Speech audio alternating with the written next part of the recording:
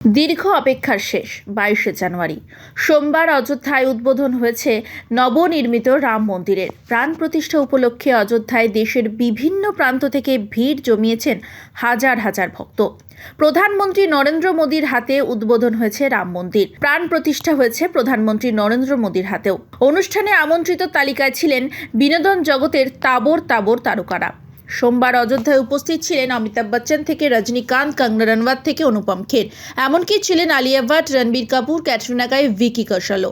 সোনালী শাড়িতে সেজে ভিকির সঙ্গে অযোধ্যায় পা রাখেন ক্যাটরিনা। অন্যদিকে নীল পোশাকে সেজেছিলেন আলিয়া। তবে সাবেকি পোশাকে সাজলেও অযোধ্যায় গিয়ে মাটিতে পা রাখেননি অভিনেত্রীরা, বরং গাড়িতে চড়েই মূল অনুষ্ঠানের জায়গায় পৌঁছালেন তারা।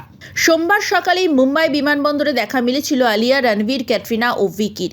প্রাণ প্রতিষ্ঠা অনুষ্ঠানে অংশগ্রহণ করার জন্য মুম্বাই থেকেই সাজগোজ করে অযোধ্যার উদ্দেশ্যে রওনা দিয়েছিলেন তারা। অযোধ্যায় নেমে তাদের দেখা গেল বগ্গি গাড়িতে। একই গাড়িতে চড়ে রাম মন্দিরের উদ্দেশ্যে রওনা দেন বলিউডের দুই জনপ্রিয় জুটি। তাদের দেখে নেটাগরিকদের একাংশের কটাক্ষ, কঙ্গনাকে দেখে কিছু শিখুন। রাম মন্দিরের উদ্বোধনী অনুষ্ঠানের একদিন আগেই অযোধ্যায় পৌঁছে গিয়েছিলেন বলিউডের এই কুইন। অযোধ্যায় পৌঁছেই সাবেকি সাজে প্রথমে যজ্ঞে বসেন কঙ্গনা। রবিবার হনুমানগড়ি মন্দির চত্বরে ঝাঁট দেওয়ার পরে ধর্মগুরু রামানন্দাচার্য স্বামীর সঙ্গেও দেখা করলেন তিনি। সোমবার সাদা শাড়ি, গেরুয়া রঙের ব্লাউজ ও লাল শালে সেজে রাম মন্দির চত্বরে পা রাখেন কঙ্গনা। সাবেকি সাজের ছবি সোশ্যাল মিডিয়ার পাতায় সবার সঙ্গে ভাগ করে নেন এই অভিনেত্রী। সঙ্গে লেখেন, পরম পূজনীয় শ্রীরামের জন্মভূমি এটা, জয় শ্রীরাম।